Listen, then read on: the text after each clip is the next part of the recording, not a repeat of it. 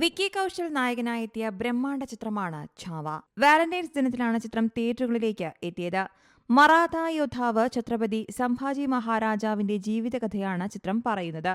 സംഭാജി മഹാരാജാവിന്റെ ഭാര്യയായ മഹാറാണി യേശുഭായ് ഭോൻസലെയായി രശ്മിക മന്ദാനയും ചിത്രത്തിലെത്തുന്നുണ്ട്. ഇപ്പോഴിതാ ചിത്രത്തിന്റെ ആദ്യദിന കളക്ഷൻ പുറത്തുവന്നിരിക്കുകയാണ്.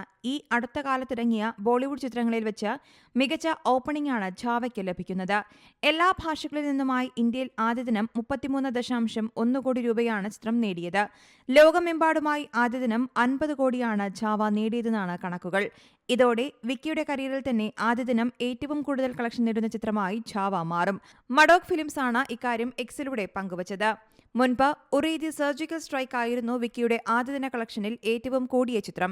8.20 കോടിയാണ് ചിത്രത്തിന്റെ ആദ്യദിന കളക്ഷനായി ലഭിച്ചത്. അക്ഷയ് കുമാറിന്റെ സ്കൈ ഫോഴ്സിനെ മറികടന്നാണ് ആദ്യദിന കളക്ഷനിൽ ഛാവ ബോളിവുഡിനെ ഞെട്ടിച്ചത്. 15.30 കോടി രൂപയാണ് സ്കൈ ഫോഴ്സിന്റെ ആദ്യദിന കളക്ഷൻ. ലക്ഷ്മൺ ഉഡേക്കറാണ് ഛാവ സംവിധാനം ചെയ്തത്. ഹിസ്റ്റോറിക്കൽ ആക്ഷൻ ചിത്രമായാണ് ഛാവ എത്തുന്നത്. News desk Zee Malayalam news.